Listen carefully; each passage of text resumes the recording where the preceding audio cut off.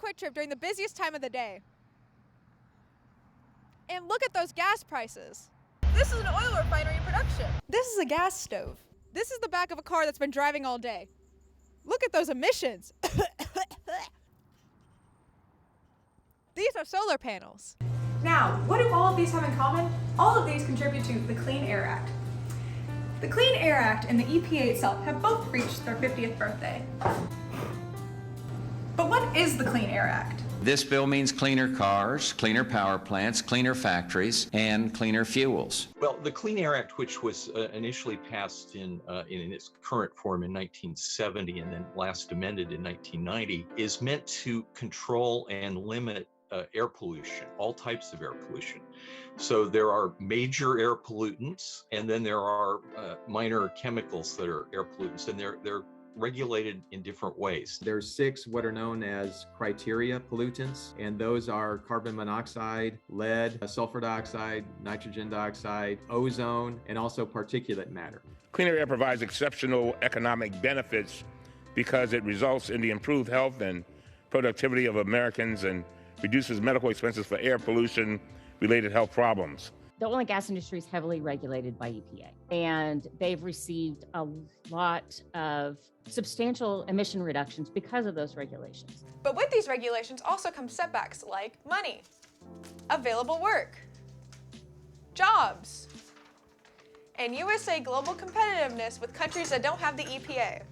Now, Oklahoma is one of the biggest oil producers in the U.S., so how do policies like this affect the oil and gas industry in Oklahoma? The Clean Air Act impacts Oklahoma as an energy producing state, oil and gas primarily, more so than states that aren't that way. In Oklahoma, I believe it's 1 in 4 jobs are energy related. There are many rules and regulations out there that apply specifically for the oil and gas community, whether you see compressor stations, refineries, natural gas plants. They all have specific regulations to those operations. You have to balance getting those reductions with our economy. It's just very tedious how to handle that balance.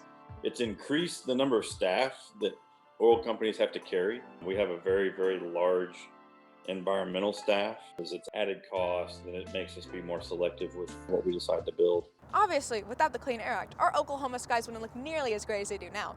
But what was the reason for it? What started this act? It was a response to a social awareness that industrialization that had taken place post-World War II was causing pollution issues that were affecting human health, and it was also affecting the natural environment. If we didn't have the Clean Air Act, we would have very smoggy skies. They'd be brown. You couldn't breathe. It's crucial that we have these regulations and the Clean Air Act just to have a healthy outdoor lifestyle. Currently, the Biden administration plans to cut down carbon emissions by 50% by the year 2030.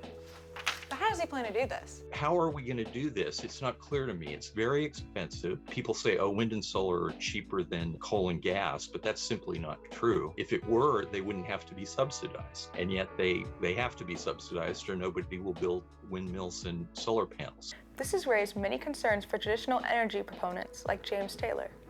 And what the Biden climate plan does is it destroys jobs throughout the country. That puts literally hundreds of thousands of jobs on the table to be chopped. And so what we're seeing here is really, we're seeing a jobs destruction pandemic being unleashed on the American people, and it's entirely unnecessary. It's not so much a loss of jobs because production has remained flat, but it's a missed opportunity to add so many more jobs. The price of oil has increased, and yet our production stays the same. No one likes paying $4 for a gallon of gas. And if you regulate too much, that's kind of where you end up. So, what can we do about this? Is there a solution that will satisfy everyone? Well, I don't think there is a compromise. And I think this is really a debate between people who believe in abundant and affordable energy and the people who want limited, expensive energy. Whenever you look at most oil and gas companies, there is the concern about emissions, and they don't want, the public to be exposed to situations where there's major health concerns. So they don't want that either. Because most people in the oil and gas industry understand the Clean Air Act is very important. They're not going to say, no, we don't want to do any regulations, because they live in our environment too.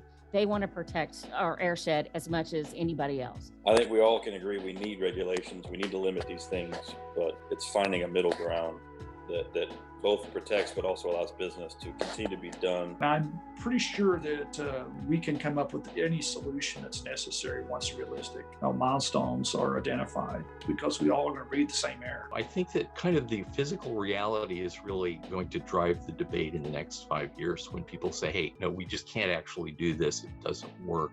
It's too expensive. We got to rethink it. Overall, not only does the Clean Air Act affect our health, but also our wealth. You see, without the Clean Air Act, oil and gas industries would be booming, but in turn, creating a lot of emissions. But with the Clean Air Act, oil and gas industries aren't booming as much as they could, but at least we have clean and breathable air, because who would want to live in a world where we have to wear these every day? I sure wouldn't.